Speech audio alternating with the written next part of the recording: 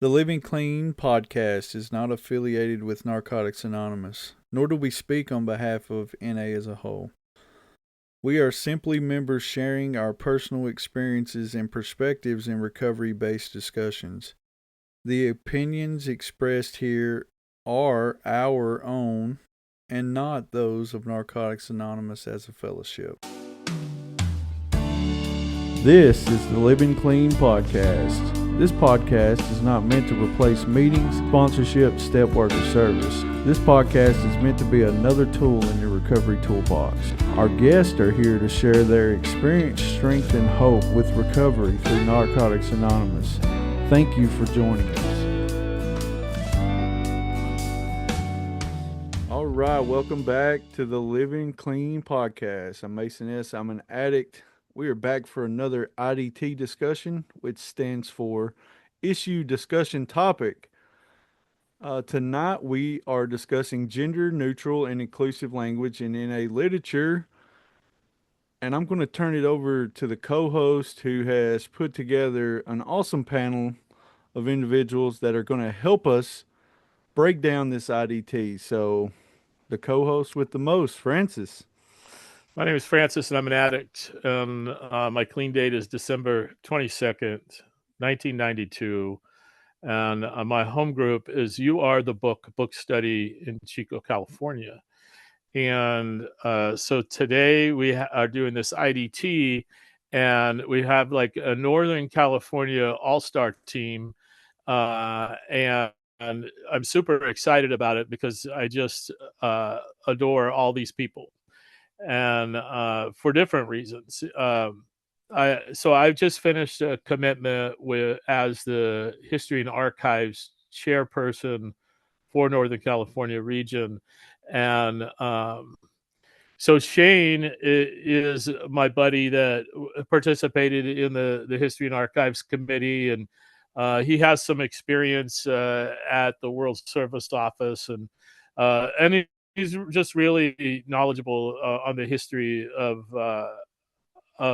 NA and in Northern California. And so I've been trying to get him onto the podcast for a while.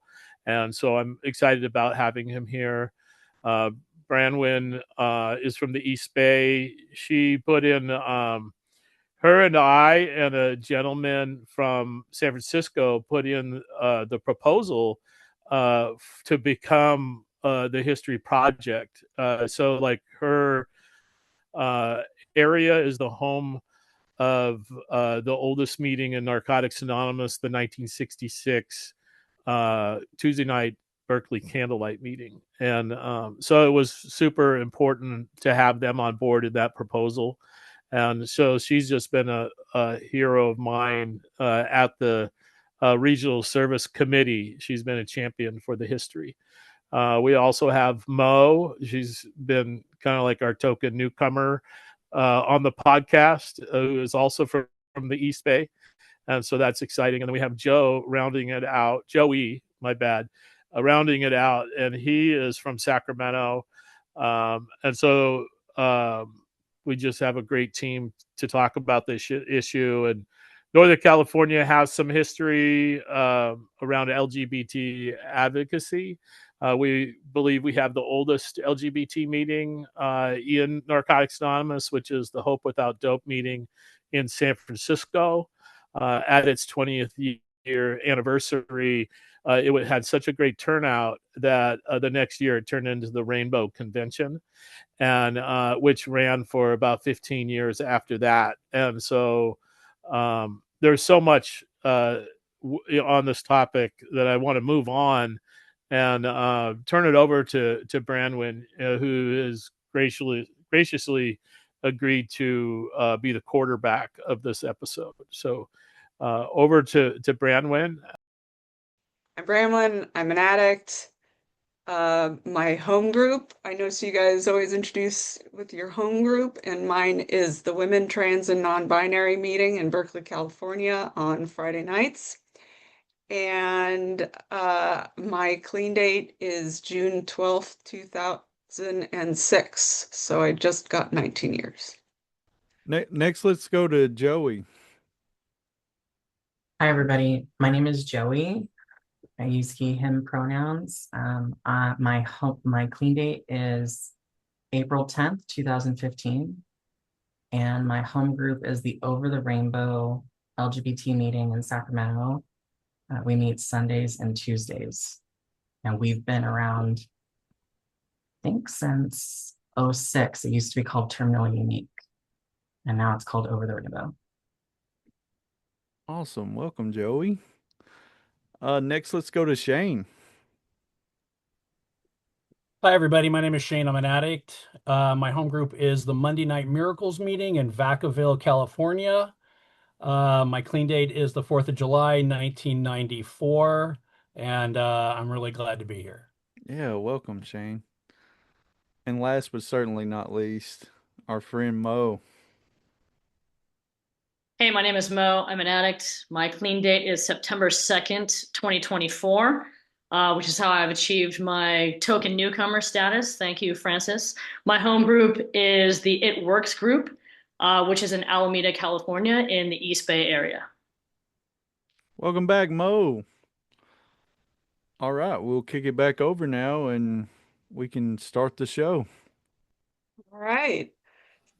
Well, I've really enjoyed the episodes y'all have already done on the issue discussion topics. And this one on gender neutral and inclusive language in NA literature. In 2021, Northern California region of Narcotics Anonymous voted on whether or not we wanted to co-sponsor the motion that went to World. And I was a new RCM then.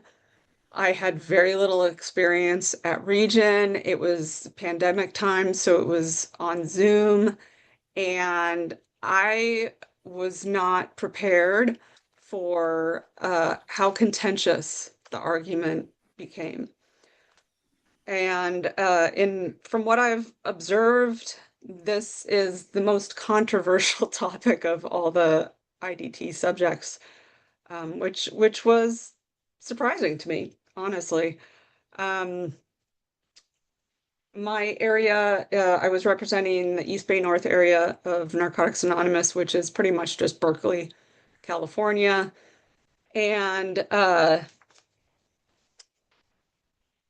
And the vote at Region was it was relatively close. It ended up being 60% in favor, but it was the most heated argument I've seen at a service committee. And people were very energized about this topic. And immediately following the vote, somebody called for a quorum count to try and invalidate the vote because they didn't like that it had passed. And that's not allowed under Robert's rules, so the vote stood. Even though at that point it was late in the day and people had left and we had lost quorum. But I'm very conscious of the fact that I'm from the Bay Area. This podcast right now obviously is very California heavy in representation, and California has a certain reputation. But I wanted to give that background to show that yes, this is weirdo California, but it only passed by 60%. And it was very contentious.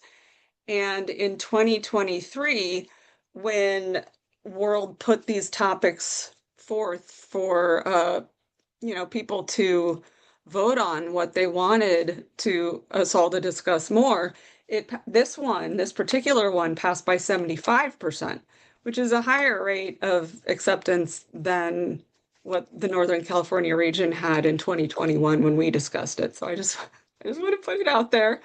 And so that's just a little bit of history from Northern California and how this came up. Again, it was Australia and another region.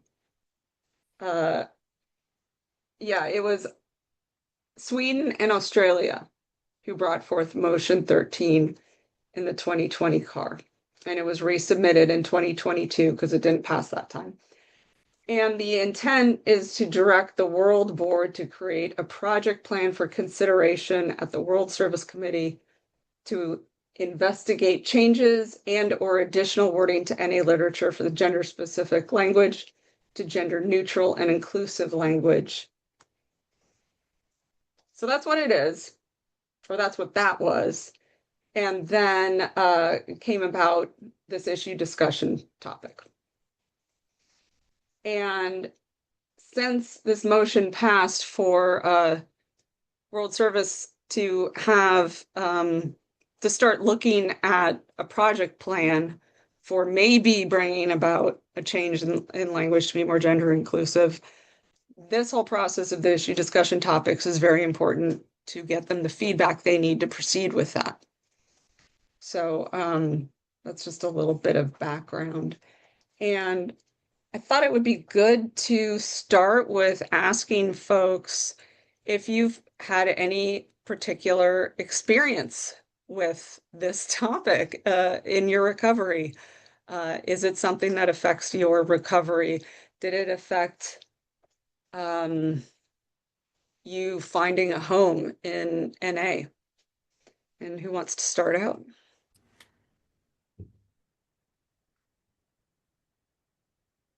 Nobody raises their hand. I'm going to call on you.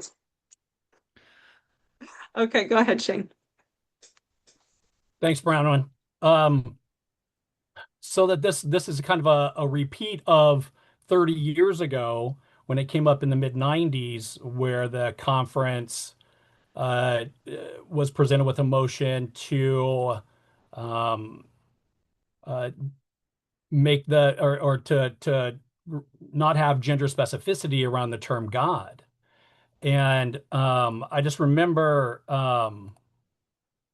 how there was so much emotional energy around this. I was at my second Northern California convention, and there was a discussion, a work group that was happening, or a workshop that was happening to discuss this, and it was so contentious. This would have been 1995, and so yeah, it was just a lot of energy, like you described, in considering this at the Regional Service Committee more recently. And personally, I came in here with a lot of baggage around God. I'm not alone in that. I know that.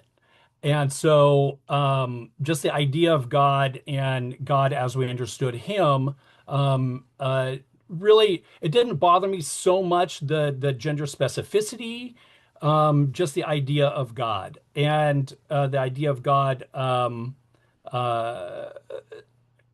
just kind of triggered me in a way that higher power did not. And so it just kind of informs, though, kind of the discussion and how a lot of people had that same kind of problem, or were triggered in the same way. But I remember somebody that I respected when I was really new, having the discussion with him, and outside of a meeting, before the meeting started, and going back and forth about God and these concerns I had, and I remember him saying to me, if the concept of God scares you out of the room, the dope's just going to scare you back in. And that kind of sat with me. I was like, oh, okay, I get it. I don't have to define it or know what it means right now. So anyway, that's kind of how I kind of worked it out early on.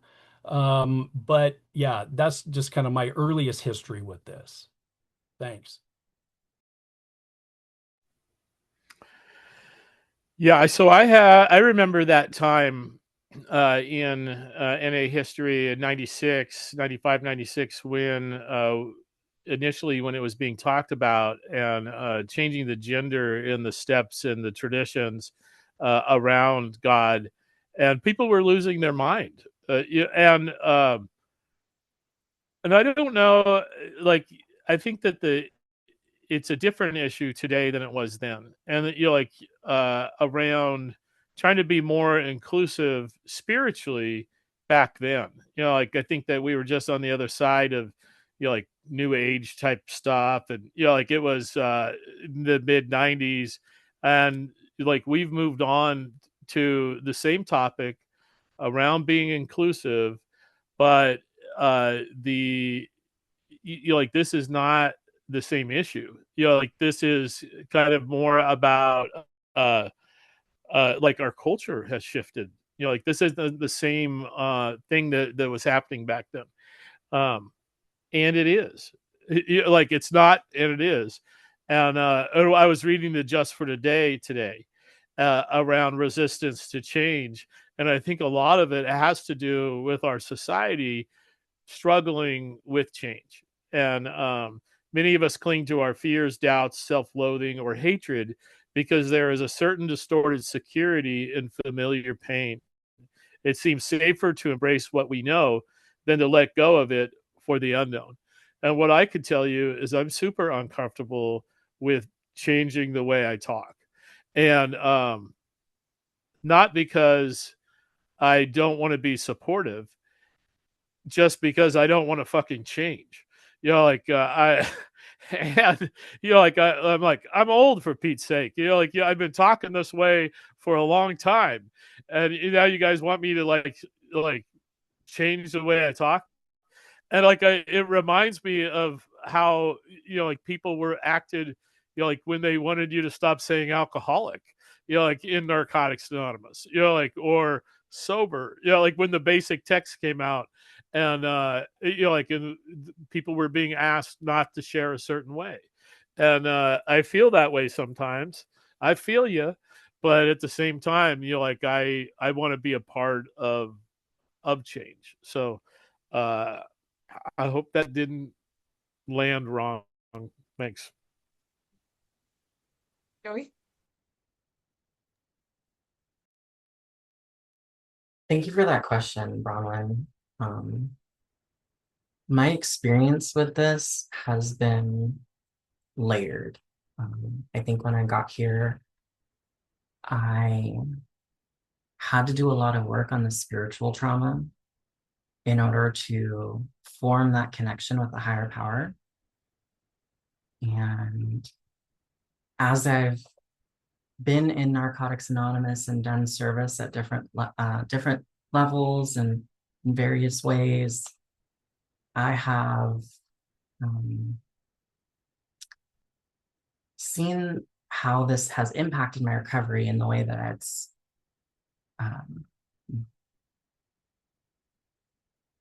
been a barrier within myself. And what I mean by that is I had to work on the there's Francis making us laugh in the middle of this. Is that alienation that was rooted in like this I couldn't connect to other people when they talked about their higher power in a specific context or a specific gender, or I'll use my own experiences as like the higher power of my childhood, which I was taught was harmful, hateful, and damning for people like myself. And I've gone to meetings where people proselytize their higher power in the rooms. And I've also gone to meetings where I have been called homophobic slurs inside of the room, outside of the room. And so when we're talking about this inclusivity for people, I have found such a contradiction to this traditionalist view of the argument. If I was doing some reading before coming on here, and I remembered a lesson that I learned working the symbol with someone. And if I truly believe that the symbol talks about there's room within this program for all manifestations of the recovering person, how can I participate in divisive short-sighted language that's limiting when cultures around the world have third and fourth and other genders. That we tell newcomers they can have a higher power of their own understanding, and yet we have limitations in our literature. I'm sure people in here are going to talk about the history of where we come from, like the Oxford group and AA, and white Christian hetero males were the majority, and their higher power is expressed through literature. So I'll offer this, is that my home group, we had a group conscience that we wanted, through our inventory process, we wanted to have a more inclusive space. And part of that process was we put a literature committee together, and we went through all of the readings. And I'm just going to share with you one of the changes we made. For our group purpose, there's but one ultimate authority: a loving God as expressed in our group conscience. Our leaders are but trusted servants. They do not govern. Thank you for allowing me to share right now. Thank you. No?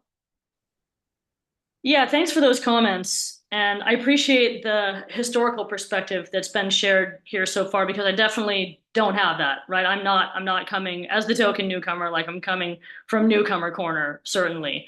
And honestly, like I'm a little bit grateful in this moment that I don't have the historical perspective, because I was reading in the FAQ about this particular gender neutral language, IDT, and it mentioned how there's been discussions since the 90s about whether or not or how to use the word God in NA literature. And there's obviously still a lot of mentions of God in NA literature. So those discussions have been going on for decades, and those changes still have not been made, which is at once appalling to me and also gives me some appreciation for how careful and how thoughtful this fellowship is in making changes that are as significant as the ones that we're talking about. So from the newcomer perspective, I will say, like, being still very close to the feelings and the experiences that I had when I first came into the rooms, I will say that I found not just the God language, but the gendered God language and the gendered language more broadly, in man's entire history and, men and women, this and that. I found it really off-putting immediately. And I think that when people are first coming into the rooms, it's such a sensitive time. And I came in here by choice, out of options, certainly, like very last house on the block still type of energy, but not court ordered, not mandated by any other authority than me. And still the drive to find a reason that I didn't belong, that I wasn't actually an addict, was very strong. And so I was looking for any reason, any demonstration that in fact I was not meant to be in the rooms. And so when I heard language over and over in every meeting and in the readings in every single meeting, like drilled in, of wording that made the program sound old, that made it sound religious, and specifically Christian, even capital G God Christian, archaic. I don't just mean old people. I just mean like outdated feeling ideas, outdated feeling language, patriarchal, all of that. Like, they were immediate signals to me that this is not the solution for me. I will say additionally, like, there was a layer for me in the actual drugs that I did that brought me into the rooms. And they are, newer drugs, I will say. It's my drug of choice. And I came from the rave scene, so I was a poly drug user. I've used lots of different kinds of drugs, stuff that, is new enough that it doesn't even have real street names yet, like weird research chemicals and all that kind of stuff. But the one that brought me in was one that there's not a ton of research about. And so I'm mentioning that because it gave me an extra level of skepticism that this old program could tell me and teach me how to overcome my addiction to this very new thing. Like I felt like the language in the program was it was a flag to me that says like this is old shit for old people with old problems, and like none of that felt like it applied to me. And so it came very close to running me out of the rooms before I could even hear the deeper message. So that's my experience with it. And when I think about this IDT and, make the changes, don't make the changes, to me, like the core, my North Star around it, as I'm trying to formulate my position and, sort of articulate an opinion is like, how can we choose language that casts the widest possible net to capture as many addicts from as many walks of life as possible? And that would be my goal in adjusting any language. Yeah, in our guiding principles, it does say, we need to look at who's not in the room. Mason? All right. So I was curious if I was going to have any input or not, but I think it would be interesting to talk about um, some of the experience of when the most recent motion came through the car and how it was received in my area, right in the middle of the South in the Bible Belt.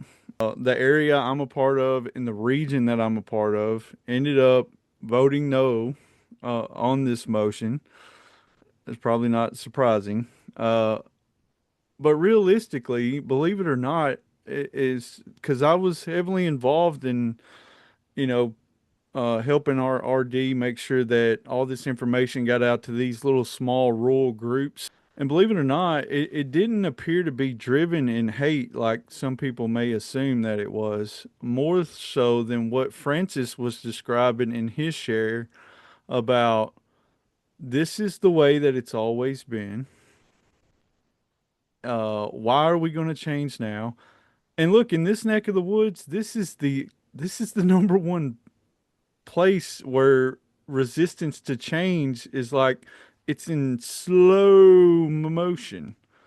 But in my experience living in this area, it's not that change doesn't happen, it just happens at such a slow pace. Like it's not changed as fast as maybe it has in California, but guess what? Change is slowly happening here. It's happening all the time.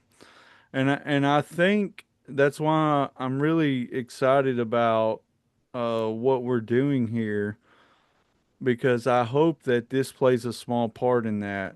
And what it is we have a lack of understanding of why this is important because our groups are mostly like, for example, where my home group is, you have to drive 40 minutes in any direction to find the next home group. We're not the most diverse communities that that have meetings. There is some diversity, and slowly but surely that's changing. As that begins to change, the more open minded our group, our my home group particularly, and then our area starts to get, and then hopefully through discussions like this and us continuing, even though it's been 30 years in the making, to continue to share all of your experience on why this is so important. And I can tell you where I'm at personally as an individual is I'm already here. I'm not going anywhere. Why should we not do whatever it takes, like Mo said, to make to make this program as attractive as we can to every individual? We do not grow and we do not continue to exist without a newcomer. And it's just the world that we live in. And we all got to wake up to this. It's time that we quit worrying about how, we got to focus on our primary purpose. What is our primary? Carry the message to the addict that's still suffering. I'm already here. I know the program works without a shadow of a doubt. The steps work. Uh, I know I can make those alterations any way I need to with things that I'm uncomfortable with, but what about the person that's brand new that says, yeah, and I think about all of some of you shared, right? Like you overcame those feelings of how uncomfortable it was to hear the capital G God. But how many people have not came in and turned themselves away and have ended up dying because they didn't find a solution because they wouldn't even give it a shot.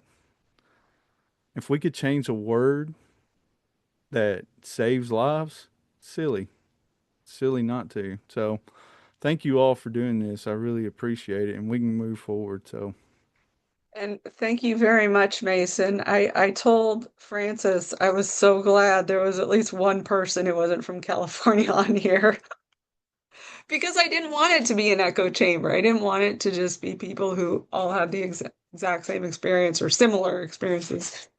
Um, and I'm one of those people who was really turned off when I first came to meetings. In 1995, I didn't like the way, it was mainly the whole God thing, and I did not stick around. And I can't blame that all on NA and the wording in the literature. I wasn't ready. But I also know that that was a huge stumbling block for me. I did step one and then I looked at step two and I'm like, nope. And when I had a long, terrible relapse and I came back, I realized it didn't matter if I had problems with it. I had to figure out how to work the program anyway. And I did, and that's great. And I hope that everyone can find what works for them. But I also think that we need to make that easier for people to do, and not just expect that they get desperate enough that they'll find a way. Um, and speaking about the history and well, this is how it's always been, is some of the arguments we heard in the Northern California region and people saying, well, gender shouldn't matter. In which case I thought, well, then let's just change it. And, but I thought it was really interesting at the convention, when Francis and the history team brought in the guys to do the history of the basic text. And there was that one slide from the style guide that was written for the writing of the basic text. And it said, them there, he, she, his, her, him, remove gender. And I don't know if that style guide was adopted. I've never read the first edition of the basic text, so I don't know what it was like and how that might have changed from the first to the sixth.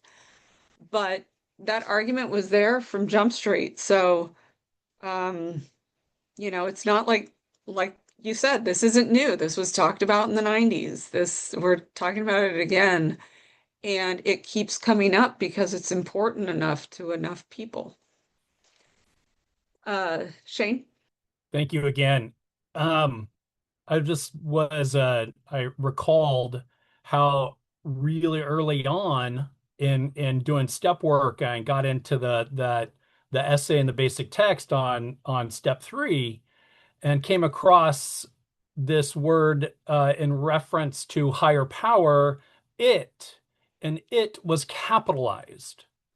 Just to pull it up here, I just thought it was such a fascinating thing. Like right here in blue, we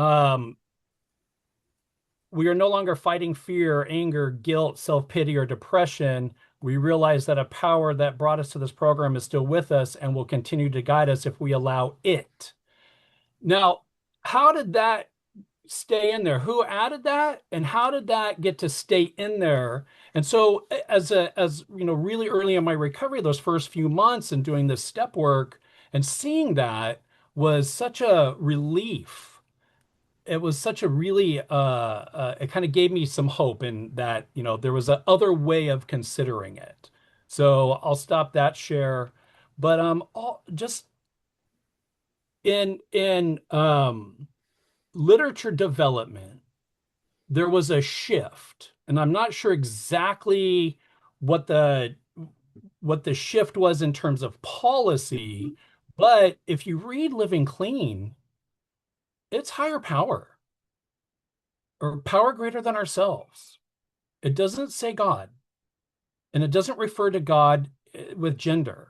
And then also with guiding principles, except in, if there was language that mentioned God, like the second tradition. But otherwise, it has been written in a way that was gender neutral and inclusive language. And so when I first saw this come up, I thought, wait, aren't we doing that already?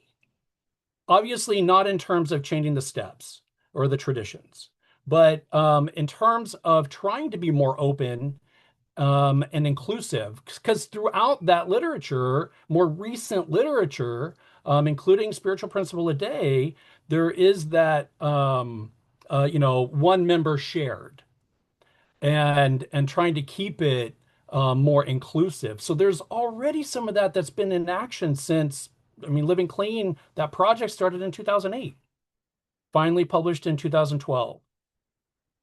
Thanks. Yeah, and it says in the IDT information, another way that any literature has changed over time is our more recently published books are deliberately gender neutral. Quotes and experiences from individual members may be gendered, but the we parts of the text are not. For instance, the basic text uses the phrase men and women in sentences such as, we are men and women who have discovered and admitted that we are powerless over our addiction in chapter 2, but the phrase men and women doesn't appear anywhere in Living Clean. Instead, Living Clean contains sentences such as, we are people who tend to learn things the hard way, chapter 1. The reason for this shift is to be more inclusive and to help all addicts identify. Everybody loves Living Clean. Everybody talks about how great that book is. Maybe this is part of why. But if it's in such a part of such a beloved book, I think we'll survive if the basic text is changed to reflect that also.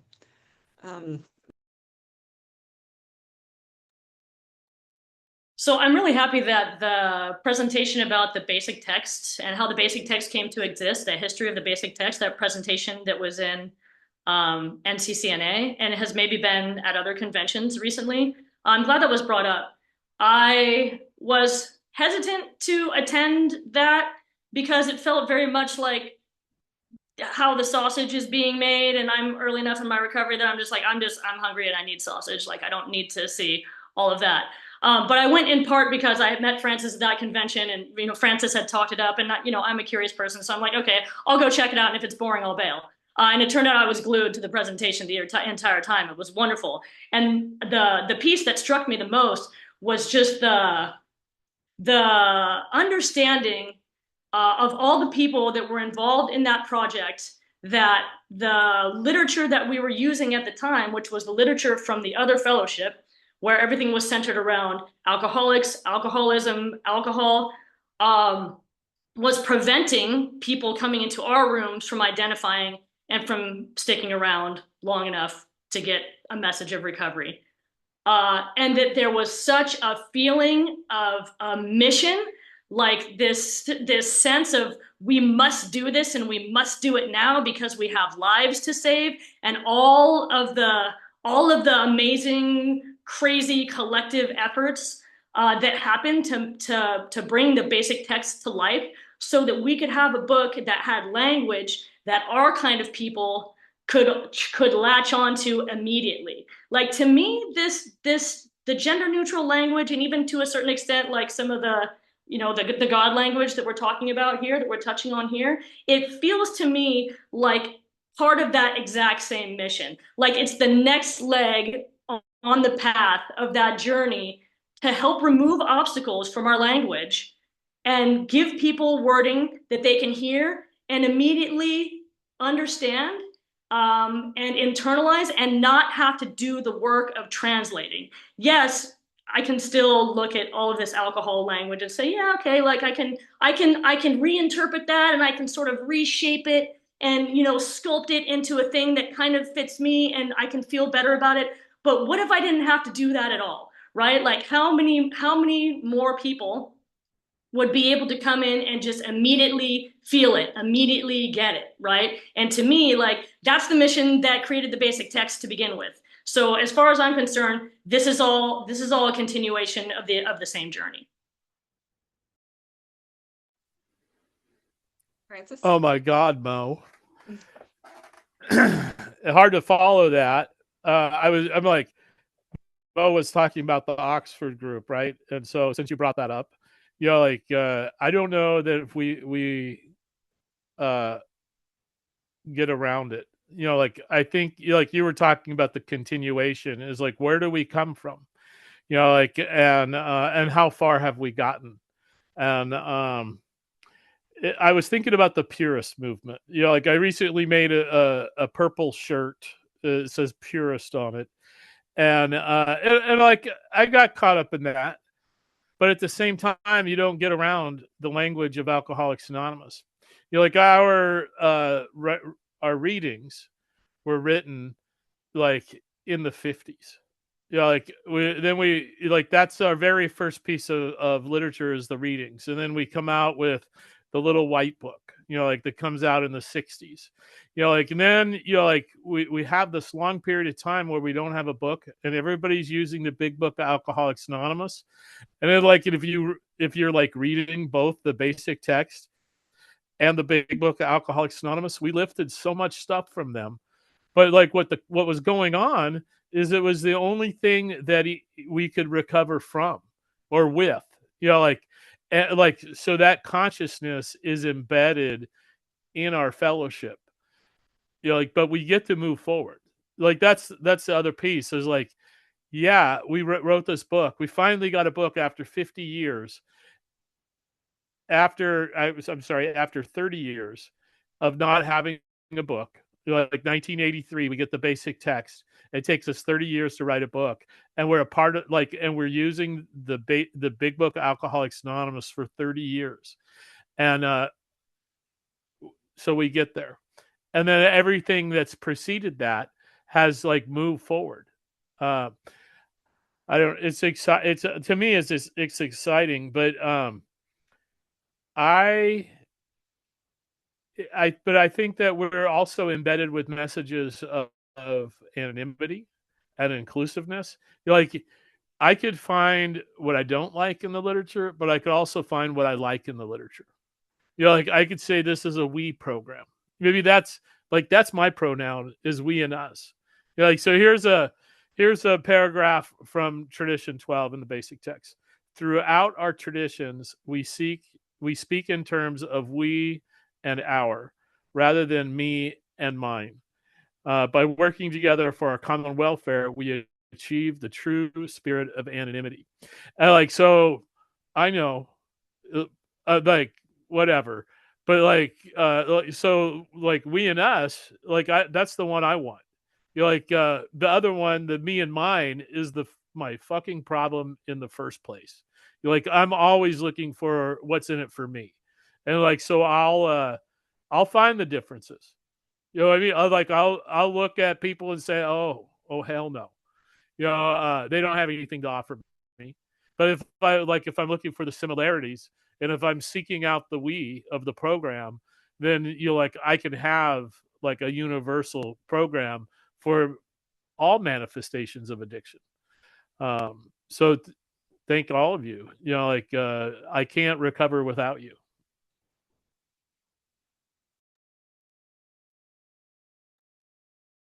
Joey?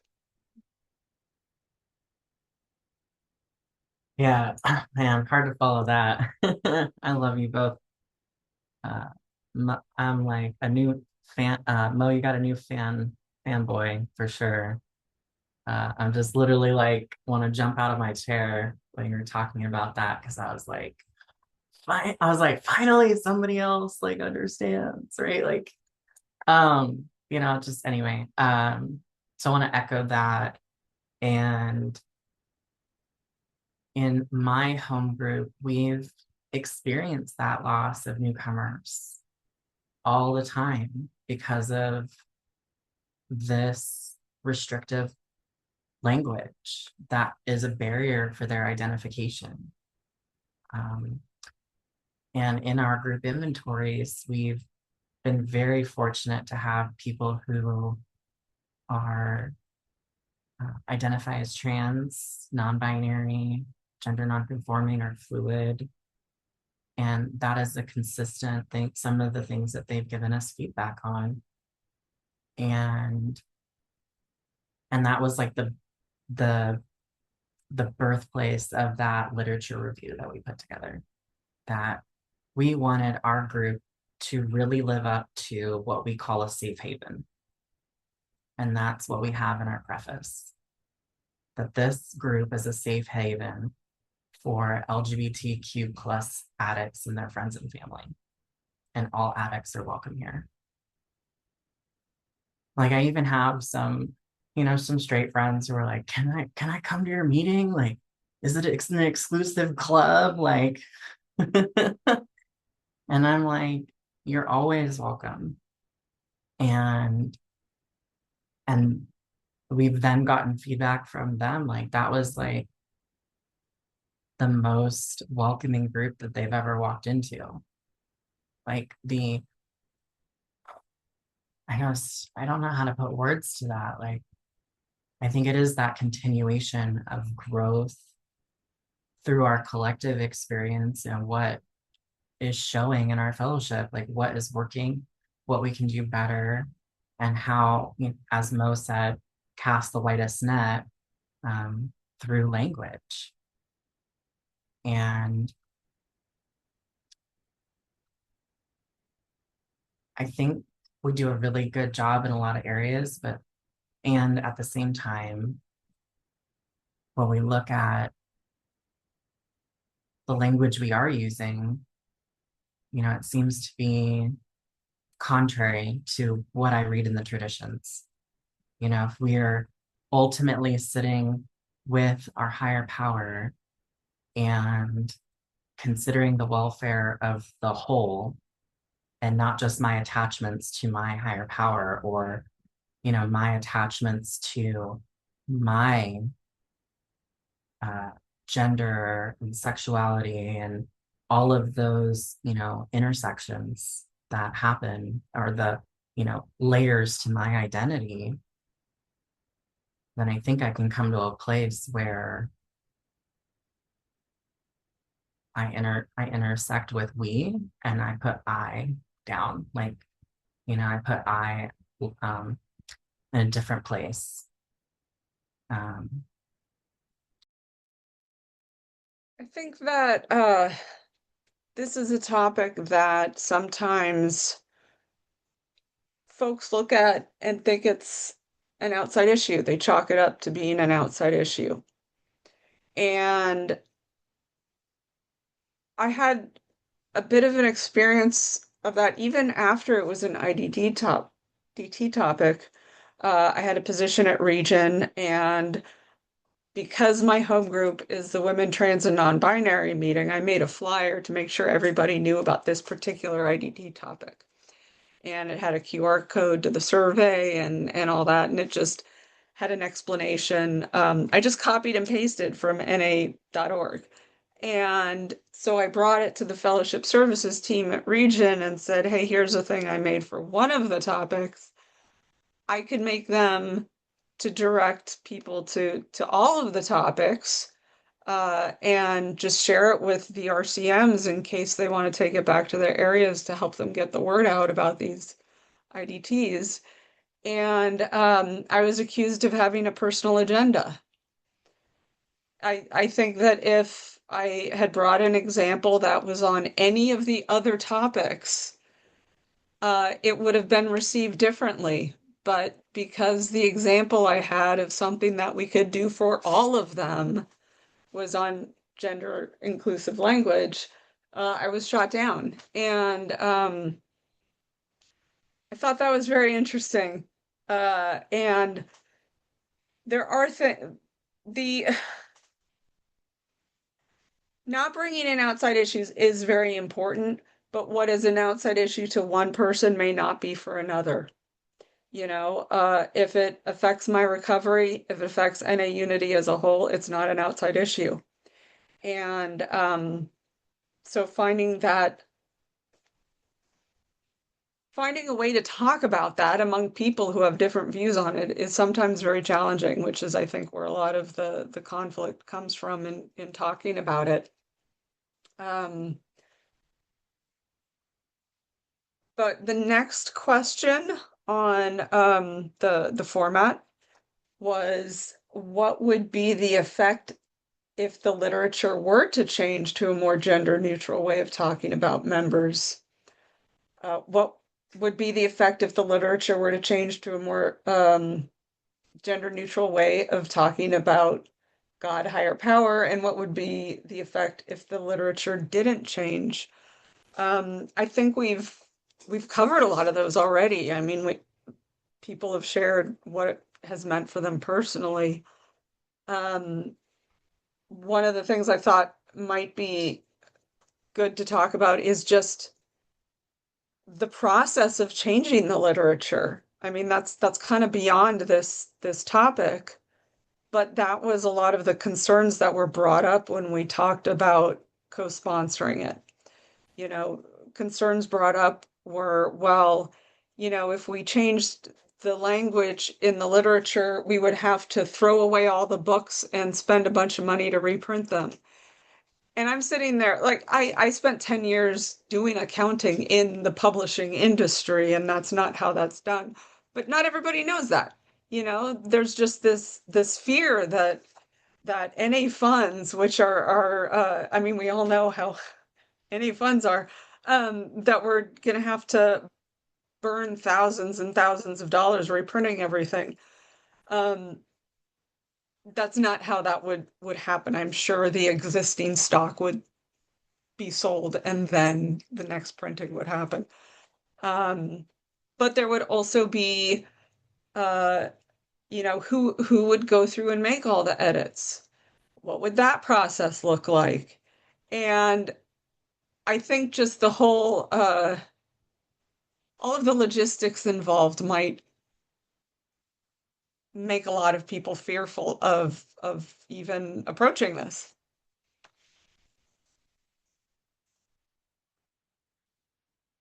Anyone have any thoughts? Mason? Yeah, something interesting that a group of us, when I came to NCNA, we were sitting in a restaurant and we were having a discussion about the alteration of the steps.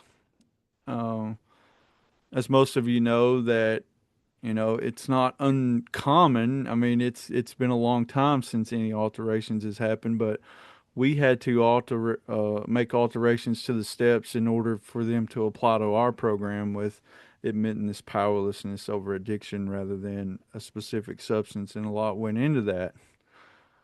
However, we discovered that one word had been changed between the third edition and the third edition revised, uh, which was these to those in step 12.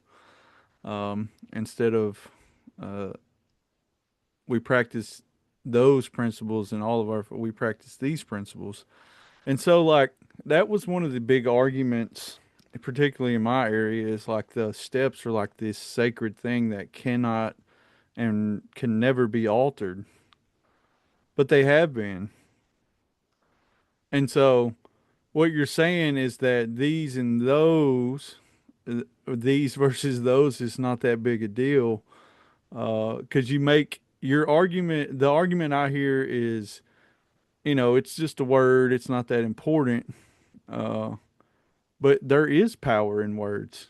If there wasn't, why are you so resistant to the change? Yeah, nobody. It took us like it was, I'm sitting around with the history gurus. And, it took it's taken all this time to figure out that these and those had been changed. But if you make that word to that little powerful 3-letter word, and then it's a big deal, and then people lose their minds.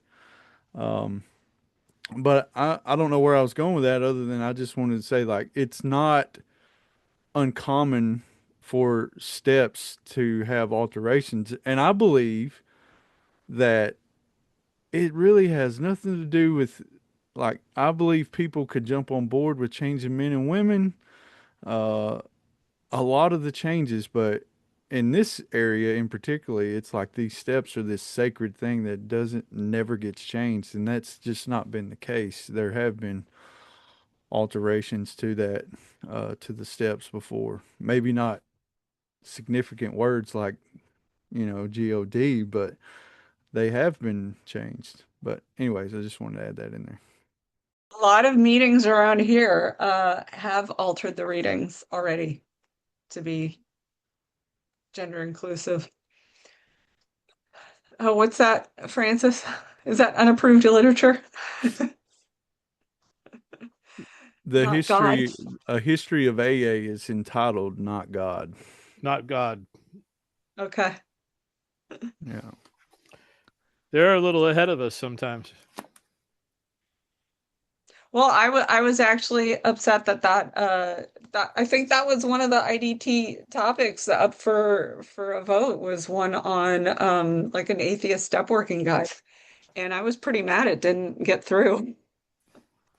I guess I'm still kind of like not totally convinced that all the step working guides shouldn't be atheist step working guides, right? Like to me, I even wish that like this IDT wasn't framed as like gender neutral at all, right? Like to me, this is like, and I think that it would be helpful to this effort overall if it wasn't like do it for the queers, or do it for the atheists. Like I think this is really less about trying to appease any particular special interest, quote unquote, group, and more about just removing bias, right? Like, again, how do we build the biggest possible tent, right?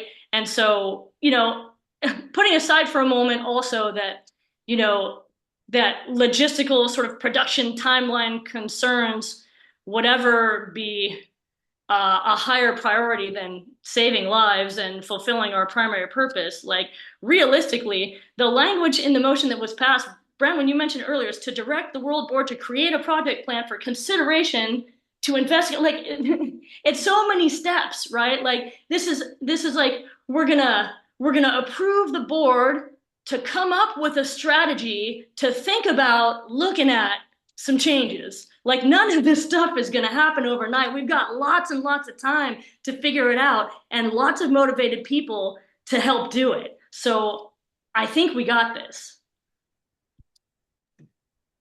Exactly. The way it's worded. I read it. I mean, I was there when we voted on it in 2021, and every time I go back and look at it, I read it like 3 times because for exactly what you just said. It's like to come up with a plan to talk about doing a thing that would be a format to perhaps proceed. And I mean, yeah, it's in a way it's really good that we don't just change the language all willy-nilly in the literature. That's a good thing. It is good that it's well considered. But I also thought it was interesting that around it wasn't exactly, I don't think it was exactly the same time, but around the time when everyone was saying we couldn't do this, that it was too much, everyone was really excited because of the new edition of the white booklet that was going to come out. Like, Yeah. we can't spend money on updating the language in our literature, and that will divert our efforts from the gains we've been making in translating the literature into other languages. But let's also take the time to put out another edition of the white booklet with more stories, which is great. It's a cool thing, but there seemed like there was a disconnect there to me. Shane? Thank you. Yeah, that kind of the way the motion's worded is similar for the sixth edition of the basic text to happen when the moratorium expired in '98, and the project didn't get started until 2004, right? So those 6 years had to go by to, doing a survey and how do you want to proceed and what would it look like and what can we change? And ultimately we came up with what we came up with. No changes to the first 10 chapters and the material in the front, and adding a new collection of stories. So change is very slow and it's very deliberate. Um, and about word changes, also the fifth tradition is different from AA's version. Each group has but one primary purpose to to carry the message to the addict who still suffers. The AA version says to carry its message to the addict who still suffers. So yeah, little changes have happened along the way. But also, I just wanted to kind of piggyback on previous discussion about kind of some culture stuff, and I was looking at the a vision for NA service where oh, where'd you go? Come back here. Um, where it talks about that uh, right at the very first one. So a vision for NA service. Mo, have you seen this before? Yeah. All the efforts of Narcotics Anonymous are inspired by the primary purpose of our groups. Upon this common ground, we stand committed. Our vision is that one day, every addict in the world has the chance to experience our message in their own language and culture and find the opportunity for a new way of life. And what it kind of sparked for me was this is if we're talking about the American culture, right, or the English speaking culture, that that is so varied and disparate and layered, and but it goes back to kind of that listening, catering to and calling out and inviting the minority voice as discussed in our ninth concept. All elements of our service structure have the responsibility to carefully consider all viewpoints in their decision-making process, and that all viewpoints is the minority voice. And so, is it such a stretch of principle and concept and idea and love to kind of expand, the smaller voices within the culture to be able to have them feel part of and more welcome with the whole. So that's just kind of what came up in for me in what we've been talking about. Yeah. So we recently had the Spanish speaking area on the podcast, and we actually asked them to read that sentence and share it with us in their language. Um, One of the things that sticks out is you think about like how many languages that the basic text has been translated into, and what's one of the words that they have the most difficulty translating? Does anybody know? It would be the word God. They struggle to translate that. So a majority, well, not even, I don't know about a majority, I don't know the exact numbers, but a lot of people throughout the world, when they are reading the third step, they don't read it the same way that we do in the States. It's a different, it's translated to something completely different. So, and I hate to even bring this up, but it's just a reality. I think why this is such a challenge in this day and age is because this is such a topic of discussion in our political atmosphere in the States right now too. You know, I think people can't help. They talk about this being an outside issue, but people struggle so much not to bring their outside issues into the fellowship and into these type of discussions. And somebody brought it up. Mo brought it up, like the wording of this IDT in general. Just the way that it's worded shuts a majority of people down, and they don't even listen. They don't even give it an opportunity. And I've seen that throughout a lot of these discussions. I remember when we were so excited that our little town was going to have a car workshop here. Like, it was such a big deal. And a lot of the things was, well, I seen that they were trying to change the literature. Can we go ahead and let them know that we're not gonna allow that at this car workshop? I'm like, no, that's not how that works. But um, just because of the way that it's worded, sometimes people shut off to that sort of thing, and I hate that it's that way, but I think that's a reality. And hopefully going forward, when this after this issue discussion topic runs its course and we get back to actually putting another motion together, I hope some of that's taken into consideration. And like we have, like I feel a responsibility to get like the message that was shared on here tonight to our area, to our region, and to other small and rural areas and regions around the country and around the world who just haven't heard how much of an impact this could make in a positive way. And we didn't do a really good job of that, during the last car. So I hope that's something that this podcast brings about, because a lot of our listeners are from my neck of the woods, and I can't wait to hear their insight and input on this, and what their thoughts are. But I really think if they're practicing the principles of the program with an open mind, that how could they not see that change is not a terrible thing, and this is about the addict who hadn't got here yet. So, yeah, just want to add that in. Y'all have been great. This has been awesome. Mason, can I just tell you how happy it makes me to hear that your area was excited for a car workshop? Oh, it I was don't a big deal. I don't know if you understand. Here, everyone is so jaded.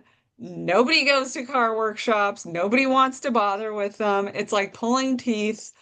You get somebody from region to come out and do the workshop, and then a handful of people maybe show up, and then they're like, how long is this going to take?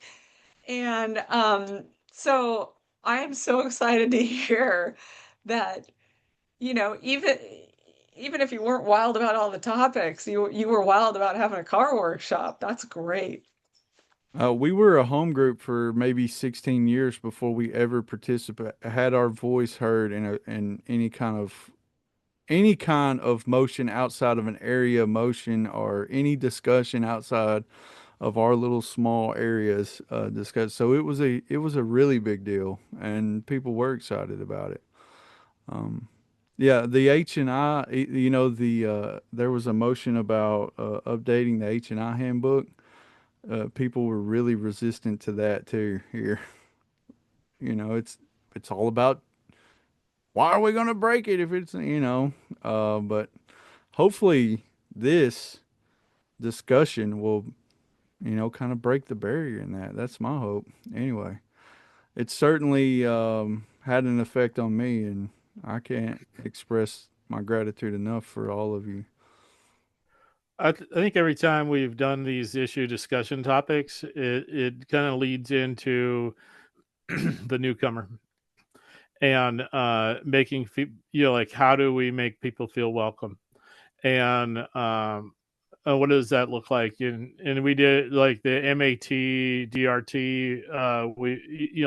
We were led into, how do we make this new batch of addicts feel welcome in Narcotics Anonymous? We did reimagining and reinvigorating NA service, and how do we do that in service, or how does our service allow us to broaden the net of people that come into Narcotics Anonymous? And the predatory, and I don't know what that was, violent behavior, disruptive behavior. Yeah. That was a tough one. But at the same time, it's, again, how do we practice tolerance? How do we practice kindness? How do we cast the largest net? And I don't know that this one is any different. This one is important, for us to again, and think about principles. Think about, like, who are we excluding? Like, because we act a certain way. Like, we need to include everyone.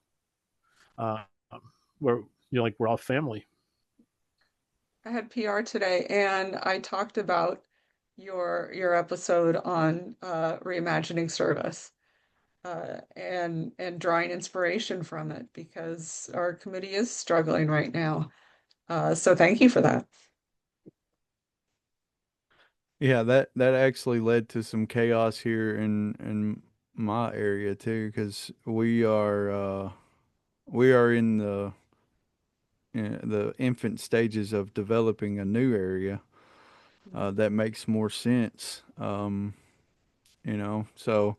it's these IDT discussions have had a direct impact on, our little area, that's for sure. And I hope I've heard some input from people, listeners of the podcast too, that they've taken some things from this too, and I can't wait to hear what the input is on this. And yeah, this feels like it that these changes are going to be made someday, and you know, I think is I think we've given it enough time to make sure that we've crossed all the D's or crossed all the T's and dotted all the I's, and it's time to move forward and let's save some lives because that's what we're doing.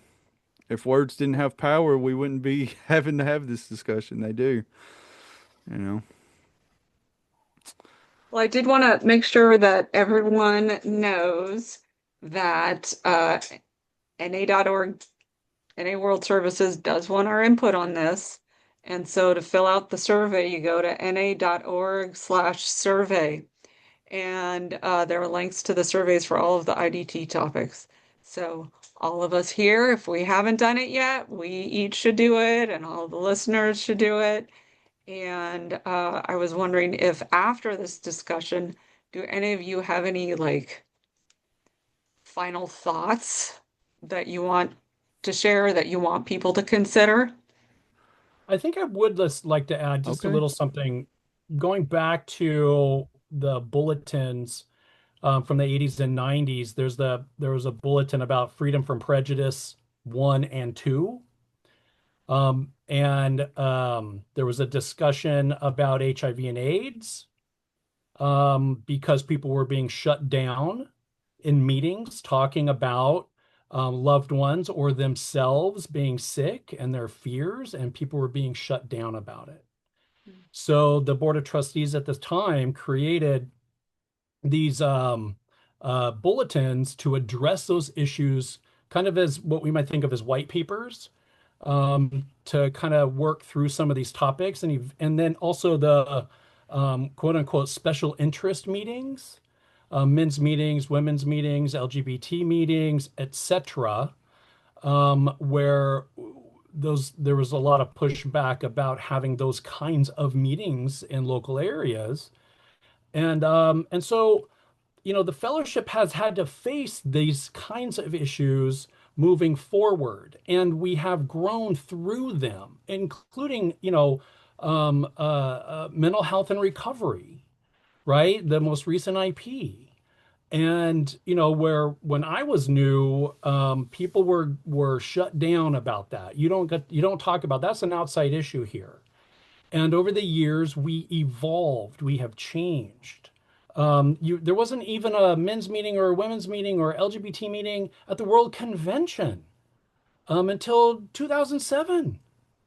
And so, there was language in the convention guidelines that dissuaded having those kinds of topics at the World Convention for years and years and years. And so eventually that changed. So here we are facing this, and the Narcotics Anonymous is a microcosm of the community that it's in. And so yes, that there's pushback and that some of it may be even political in nature, but eventually I think love has to win out. And love in terms of what is love, but any action that's a spiritual principle that's based in love, is what we're about. I mean, ultimately, that's what we're about. How do we save that, even that one addict that we never think of, but who will benefit from language that is more inclusive, that they can relate to? And why would we stop that from happening? That's contrary to an awakening of the spirit. An awakening of spirit is broadening access to this message that can save a life. Thanks. Thank you for this. Awesome. I think that's a perfect way to wrap it up right there. Thank you so much, Shane. And thank you, Joey, Mo. I'm going to butcher your name again. Tell me again. Branwyn. Branwyn. Good Branwyn. job. Yes. Love it. And obviously, I can't forget the co-host, Francis. Thank you, man, for putting this together. And we will be back next week with another episode. See you then. Thank you for joining us on our Living Clean podcast. This is another platform that we can share our message of recovery, which is an addict, any addict, can stop using drugs, lose a desire to use, and find a new way to live. Join that no matter what club. You can contact us through text. The number is 931-306-9364.